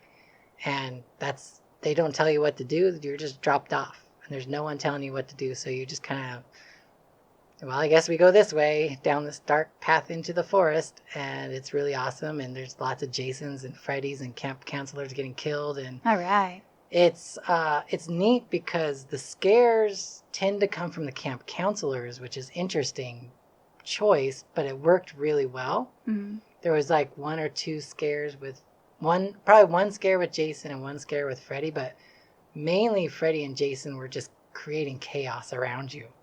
And you would get caught up in that chaos with the camp counselors. So I was going to ask, as far as your level of involvement in the story, which we touched on before, if all that chaos is happening around you, how did that affect your experience as being part of that story? Well, the idea, I believe, from what I gathered, is basically you are a guest at the camp. And so every time you interact with the camp counselors, they're like, go back to your cabin, like, blah, blah, like, you know what I mean? Mm-hmm. So there's some cohesiveness there. But really, this thing was all about ambience and feeling like you were in the movie. Mm-hmm. And, just seeing like I posted a picture of Jason on the dock, and he walked down the dock, and there was a camp counselor running by, and he just like picked her up. Whoa. And then just like stabbed her and dropped her. Oh, and you're just like, beautiful. Holy crap. Like that scene was perfect. That's great. Like it was just amazing. Hashtag stunts. And stuff like that was everywhere. And so like you went through, there was a cabin that was on fire, and that was like where one of the Freddys popped out that you just walked by. But you were so enthralled by this amazing fire effect on this cabin that he was easy pickings, That's beautiful. And then you went into a cabin, one of the cabins, and it was like a bunkhouse. And then you went through, there's a scene from the movie with the head on the table. Yeah. Then you went through, I think you went through one more building. So it goes from like trail to maze, to trail a bit, and then maze. And then you end up at the end where the tram picks you back up. Mm-hmm. And you hop on. And you do more studio tour. They're not terribly long studio tours like the Universal one, but it's like 5-10 minutes. And you bebop around, and they drop you off at the Studio Museum, which has Central Perk from Friends, mm-hmm. and you can actually get a coffee and all that stuff. And then you can actually, part of the thing is you get free entrance into the museum, so you can walk around and see all the displays. They had an amazing array of some stop motion horror stuff, like from Beetlejuice and things like that. They had, fun. But like I said, a bunch of costumes, like the original Freddy costume, Beetlejuice costume, and then at the end they had this really amazing array of female females through movie history costumes. So it's like all these amazing period dresses and stuff from like the early 1900s through like newer stuff. Oh my goodness. That sounds amazing. Yeah, so I mean, that was really cool. And then at the end, there's a gift shop with a lot of fun, Where you can buy amazing all of those stuff. period pieces. I wish. But no, they had just kind of, they do, one thing Warner Brothers did was they did really well was their merchandise. Like things were very understated, I guess you could say. So there was like, rather than having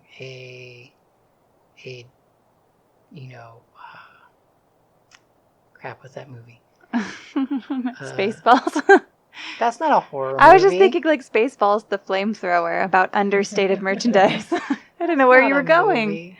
That's not a horror movie. Well, The Shining, right? So rather than having something with like Jack Nicklaus's face on it that says like The Shining or Here's Jack or whatever, yeah. right? They just had a very simple black mug with the Overlook Hotel logo on it. Perfect. Like, that's all you just need. Classy, cool. You're only speaking like, to other fans. People that know will know what that is. Right. I love that inside joke. And that's stuff. how pretty much all of their merchandise was. That's very fun. All right. So after you did The Conjuring, and after you did the next Betrayal, thing we did was Arkham Asylum, which is my favorite acting maze. Like overall, the actors in this maze were amazing. So this is another one I got to see via Facebook Live. Yeah, and it was super interactive. Like the actors, like all these amazing villains from the Batman world were interacting with you and talking to you, and I mean, it was just awesome. So you're part of the thing. So in that world, are you a guest? Are you You're a prisoner. You're a prisoner. Okay. Yeah. So you're with them. The Joker has taken over Arkham Asylum. So when you go in, they have a Joker in robes and like the white wig, and he's like up on a judge's pedestal. Oh. And he has this whole spiel, and he's like, I'm going to sentence you to a night in Arkham Asylum. He's like, guilty, guilty. And he starts slamming the hammer, and then like the elevator door opens, and you're brought into the elevator, and you go down into Arkham Asylum. Do you really go down? No, it's all gimmick. Okay. But it's good. It's a good one. Like, nice. Not as good as Haunted Mansion because you actually go down. Yeah. Like Haunted Mansion in Florida. So the one in Florida, you don't actually descend into the ride? No, it's just all vibrating floor, and the roof actually goes up in Florida. Nice. Yeah. So that was cool, and then you're brought in, and you're just like into the asylum, and you see everybody from the movie. There's Penguin, there's one or two more Jokers, there's Harley Quinn, there's Poison Ivy, all of them are there. Nice. Mr. Freeze. There's a few good scares that are put in there. It's just a really, really good maze. It's interesting that they chose a thriller, if you could call it that, like a thrilling, suspensey type film among all of the haunted attractions. Yeah. And then the feeling of that is more like, kind of adventure-y. If you get a startle scare, it's a startle scare, and it's not like a psycho type, haunt you in your dreams kind of scare. Like, I like that they flavored it a little differently because the premise is different. Yeah, and I fit right in. People have been wanting an Arkham Asylum maze for years. They've been asking Universal to make one.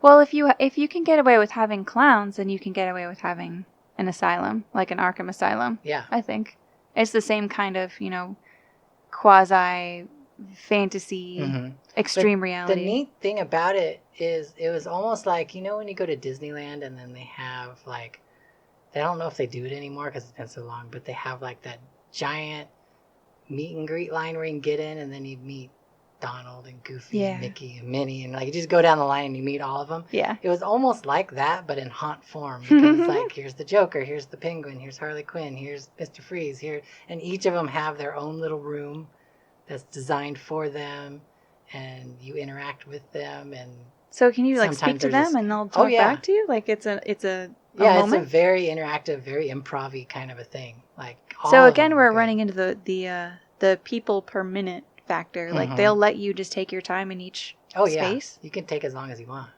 That's excellent. Yeah, I mean, they might get Do you backed have up to- behind you, but Do you have to stay with your group, or can you kind of like if you connected with the well, penguin? The Conjuring, you have to stay with your group because that's the way it's designed. Yeah. With the Arkham Asylum, once you're inside, like once you're past the elevator, I think you could do whatever you want.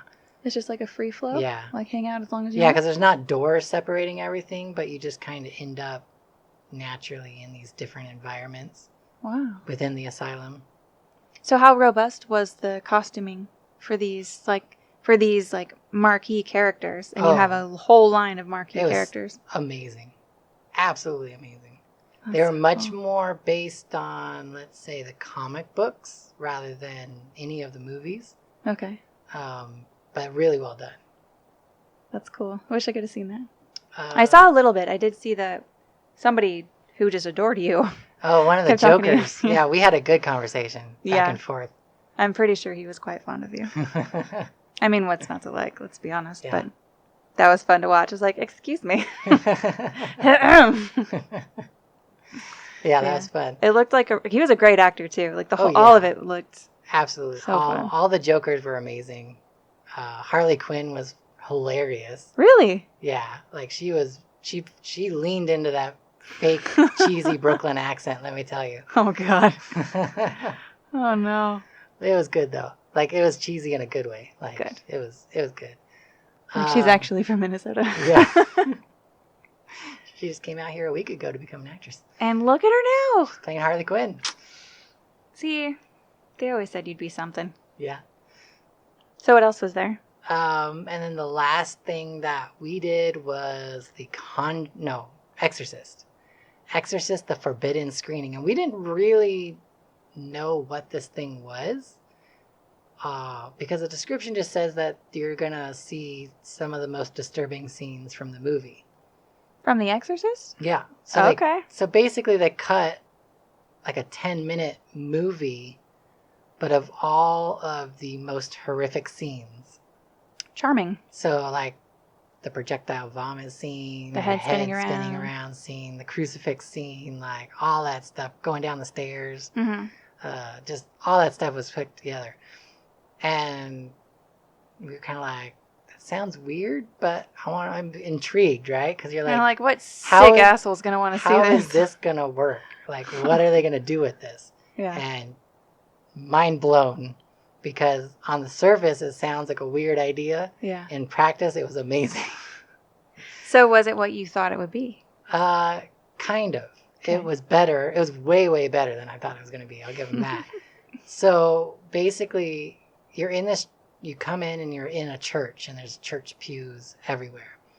And this lady who's just dressed in like a Warner Brothers studio lot shirt with a name tag, like she works at Warner Brothers, comes up and she's like giving you this spiel, but she's horrible at it. And we're just like, wow. Like at first you're like, wow, I hope she gets better, because this is like, the night before opening night and she does not know her script. But as you kind of fill it out, you're like, wait a minute, she's doing this on purpose. Like this is the show. This is the show. Like this is Freaking her. brilliant, I mean, it's dude. amazing. Like, yeah. So clever. And so she's just like giving you this choppy, like horrible read of this spiel. Like she has no idea what she's doing. And basically she's she's like, somebody at Warner Brothers had the great idea to film the 10 minutes of the worst scenes of The Exorcist in a church. She's like, it wasn't my idea. I mean, it's just bad. It's just really, really bad. And like the pauses were long enough to be like awkward, but not long enough to be annoying. Like, I mean, they walked that fine line really well. That's so good. And that basically just threw you off for the rest of the show. Like you didn't, you So started you off trusted like that. no one after that. Well, you start off with that, and you're like, this is going to be a shit show, right? And then... After what you had already seen, did you really think And it was going to then- be a shit show? And then you start buying into it, and you're like, okay, this is going to be different. Mm-hmm. And then it's just awesome. All right, so walk us through it, since it's Halloween and no one's going to go see it this year. So what happened Or already saw is you're brought in, you're sitting there, and it's great because they had all the ushers dressed up like priests, right? And so they all come in, and then she gives her spiel, and they start the movie. And it's just like, all right. And so it's just kind of like the beginning bits of it. So it's like him standing in front of the house with like the light shining over him, like that iconic scene. Mm-hmm. So just a bunch of kind of like little iconic scenes. Then you start getting into the nitty gritty of it, and they do like the typical 4D movie stuff. Like she does a projectile vomit, and there's some water that sprays on you, and you're like, yeah, it's gross. But whatever. It's typical Disney style 4D stuff, right? Then it gets crazier because it goes to the scene where he's doing the exorcist and he's saying the chant, and there's a bunch of crosses on the walls of the church, and they all start spinning upside down, and then they spin and spin, and then they stop upside down, and then they light on fire. What? And you're just like, whoa, this is awesome. Oh and my God. And then like a burst of air, like more scenes are going on in the movie, and you're just like, wow, that's awesome. And then like there's like all these windows and like a burst of like, it's not like a fan, like it's like a cannon of air comes flying through the audience, and you just like out through the windows, and like the curtains come blowing inside the wind, like inside, and like, and all the priests are like clutching their rosaries, and it's just like, like shit's getting real. Like shit's getting real, and then all of a sudden all the lights go off. So the projector stops, everything stops? The projector's still going, but it's like a really dark scene, and all the lights go off, and then one light comes on, and Reagan is inside the theater, and she's like terrorizing like this one section, and then the light goes out and on really fast, and she's gone. Like the light spotting her goes off, and then the main lights come on, like for the movie lights, like the show lighting, and she's just gone. Like it was a perfect magic trick. Like she was there and she was gone. And it was ridiculously good. And then there's like another Reagan that pops out at another section of the audience. And like it's just chaos inside this church. I mean, it's so awesome because everybody's terrified that a Reagan is going to pop up next to them, and they don't know how they're getting in the room because it's just crazy. And then it's over, and then you're like escorted out, and that's it. Like, how do they close it? It just ends. It just ends, and it's kind of neat because like there's no big final scare. It's just kind of like, that's the end, and like the lady from the Warner Brothers studio comes out and back into the building and is like, thank you for watching the cut. Have a great day. And it's like, it's very anticlimactic, but at the same time, you've had such an intense experience that it kind of feels good that it's just like, okay, I think we're done now. I have a yes and idea for that. Do you remember the Bob's Burgers where they go to the house that Teddy's looking after, and then Linda opens the hatch to go onto the walk, but there's a storm going on, and she lifts her head out the window, and then she comes back, she goes, never mind, and her whole hair is blown off to the side? Yeah. What if when the hostess came back, like she looked like she had just been through the most nightmaric affair, and like her head is like all like off to one side, and her glasses are all askew, and she's like, oh well, everybody. Well, I don't think they wanted to go comedic on it. I mean, they played it so straight. I wasn't there, so I don't really get the whole vibe of it. So I don't think they were going for a comedy version of it. Like, I mean, everything was played straight. And I think that's what made it so good, is especially her horrible speech, was that it could have gone very corny. It could have. It could have gone way more self-aware. Yeah. It played so well.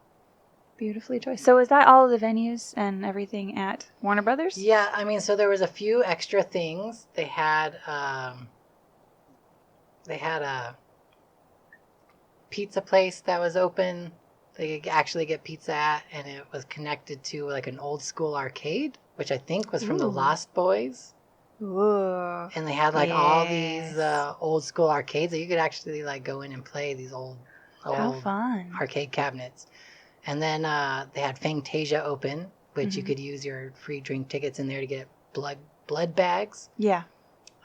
With your vampire friends, and they had Eric's throne set up, so you can go in there and take photo ops on his throne if you were a huge True Blood fan. I saw a lot of photos on Facebook of that. What else they got? They had a drop ride, which I was like, it doesn't really need to Like be a carny there. ride? Yeah. Just kind of plopped in the middle? Yeah, like Okay. they didn't really need that. It'd been cool if they had something It's a more people interesting thing. Anything that could eat up some bodies for a while. Yeah. Even though that's the lowest capacity ride one could possibly put in any footprint. But here's the thing though, is with attractions, part of your capacity is queue line space. Yep. So, Sure is. You know, adding something in a small footprint that you can put a big queue on and instantly increases your... That's like high thrill factor. Yeah. So I have a question as far as the design of these different attractions. When you go to Knott's, you can kind of get a feel like if this is going to be a Dan Miller joint, or if this, when Brooke was designing, you could easily tell what was Brooke's stuff. Like, yeah. You can kind of tell whose it is by what's around you, how the story is being told, and all that jazz. Mm-hmm. With these, can you see the different designers and producers, even though we're not familiar with who they are yet, through the different attractions? Or were there similarities among the attractions? I'm going to say no, but yes. So you could tell that the Neibold house wasn't designed by the same people who designed the other attractions. Because it was designed by that yeah. outside company, that marketing But company. I think because they were all so very different in their style and what they were, even if the same person did all three, you wouldn't know. Do you think that the original director, producer of these films was involved in the designing of the attractions? I don't think so. You think it was just using this is my property, I'm going to do it how I want? Yeah. How do you think that the venues reflected the films on which they're based? I think that's what made it so cool is like they did a really good job understanding the vibe and aesthetics of each of the films and embracing that, because like the Conjuring universe and the Conjuring movies are very intimate, very small movies. Yeah. And the entire thing takes place in very intimate and very small sets. Mm-hmm. And like, Friday the 13th is this very big slasher flick, and you're in this very big open environment that embodies like that kind of a thing. But is that at times very claustrophobic, like you don't know what's going around the corner anytime you go into a cabin or into, anything like that. So it has that build up to a scare, just like the movies. But, overall, I mean, like they just did such a good job figuring out what the vibe of a movie was and putting it into an attraction. Kind of like distilling it to its essence and then painting it with that essence. Mm-hmm. Well, that's the best you can hope for. Yeah, like Arkham Asylum as a video game, it had that feeling of like going to the next level and meeting the next boss, right? Talking to the NPC. Yeah, like it had that vibe. Like it was very video game-esque, which matched what it was from. Yeah. And I don't know, I mean, I think whoever scripted these really understands like the nuts and bolts of what makes a movie feel a certain way. Right. And knew how to put that into an attraction. Not just script, but you're looking at sound design, you're looking at lighting, how like the actual construction of the sets. Well, that's the thing too, is like even the lighting, like The Conjuring, right? It was a lot of natural lighting that you'd find in a house. There was no show lighting.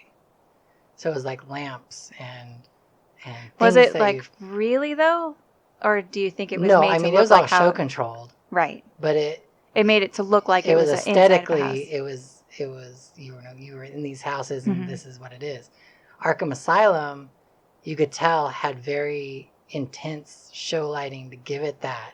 Because that's how it's animated. Yeah, animated look. Yeah. The Neibold house had kind of a mix of the two, because when you're in the house, it had that aesthetic, but then when you got into the sewers and some other parts, it had like show the ambient lighting. Yeah.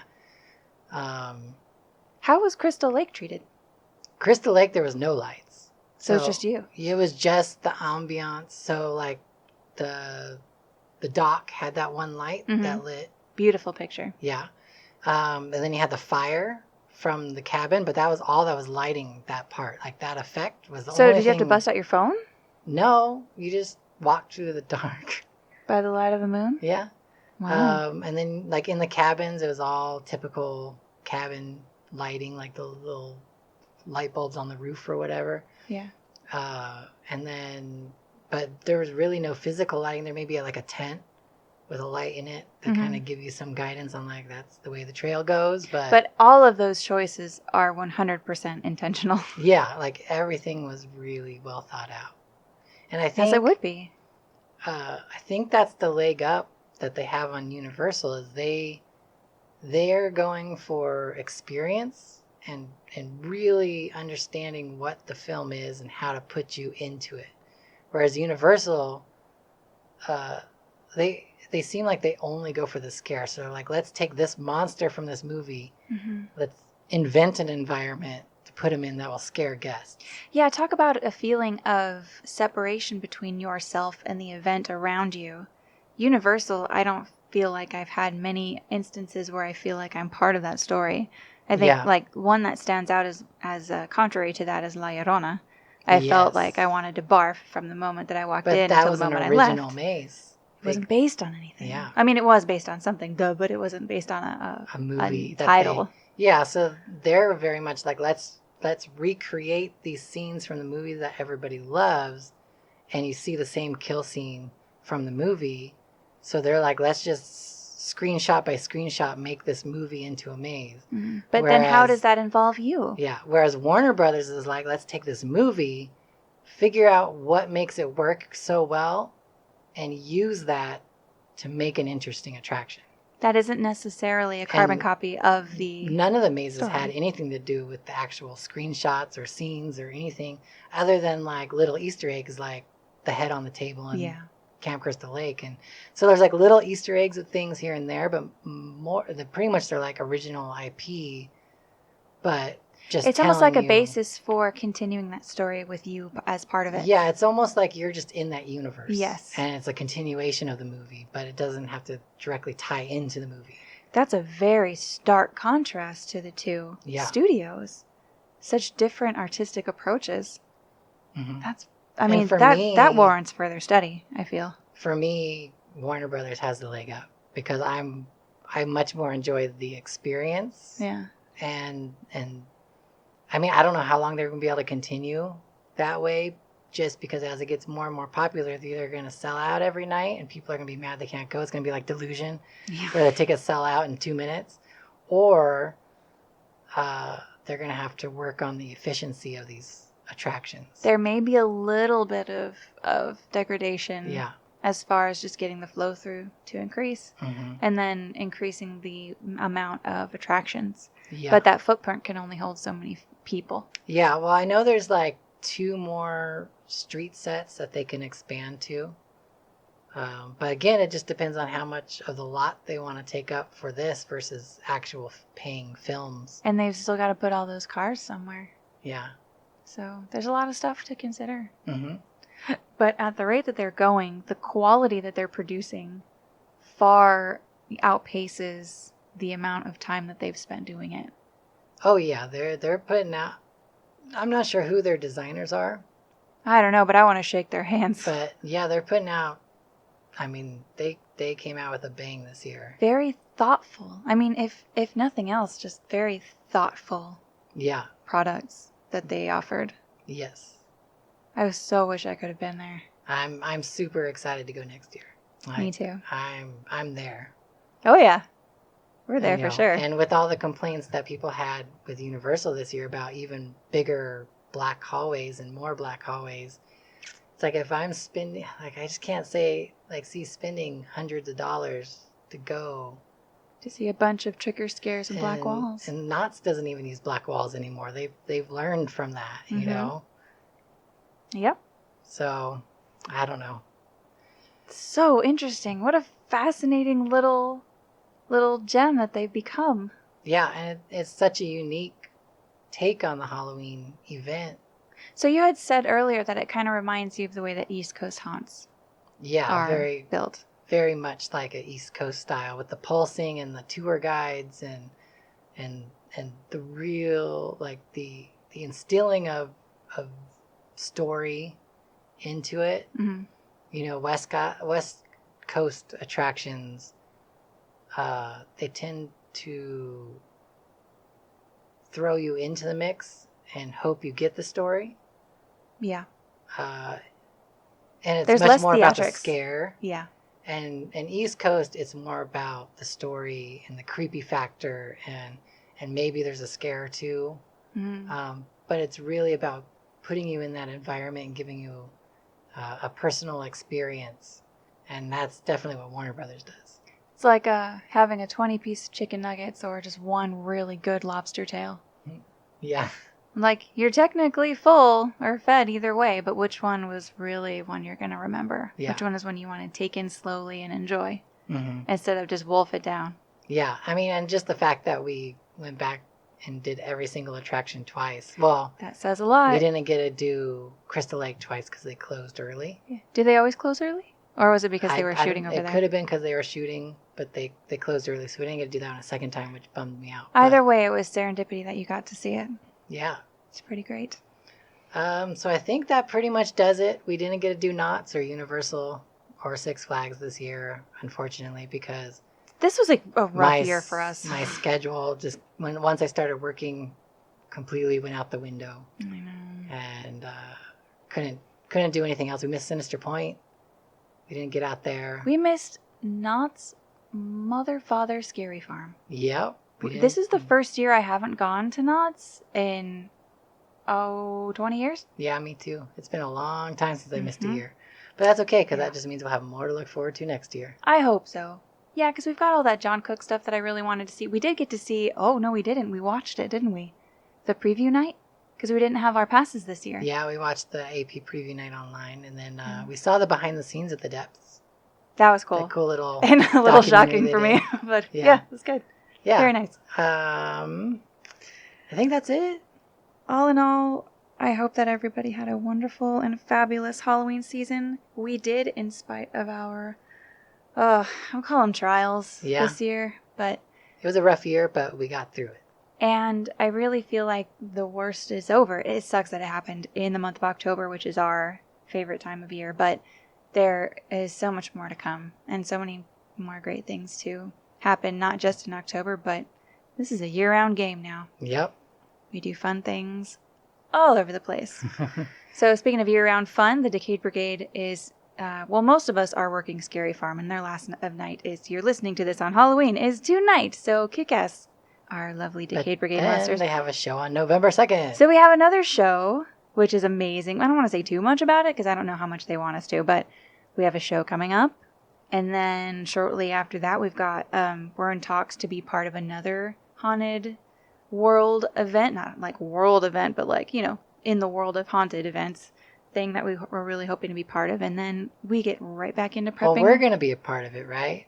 Regardless. I think you and I are definitely, I'm fairly certain you and I are. I think the DB will be part of it. I think so too. I think that they have a lot to offer in that regard. Yeah, but more on that. We'll get to that. That was all a bunch of vague stuff. Yeah. So yeah. Anything else to plug? No, I don't think so. The ninja stuff took a back seat. We're all injured. Yeah, Casey's knee's injured. My shoulder probably needs surgery. So we have not been training the way that we should. But as soon as we get back on the wagon, you can hear more ninja-esque updates from us. Yeah. In the meantime, thank you for hanging out, even though we were absent for a little while. It's good to be back. Yep. It's good to see your cute face again. Yeah, good to see your cute face. I haven't seen it in a while. I know. I write you notes and tell you I love you. I see you via ink. Yeah. Say hi. So you can follow us on @Tales from the Fog on Facebook and Instagram. You can follow Veronica on Instagram at Veronica Voices. You can follow the Decade Brigade on YouTube and all the other socials at Decade Brigade Official. We've been slowly posting the Decade Brigade videos for Midsummer Scream. They take forever to upload, and so I have to plan when I don't want to use my computer for like 3 days. Breach. So they can upload because they're gigantic files, like 23 gigs each or something like that. Like, it's ridiculous. Like, it's not hyperbole when you say days. It is actually days to upload it.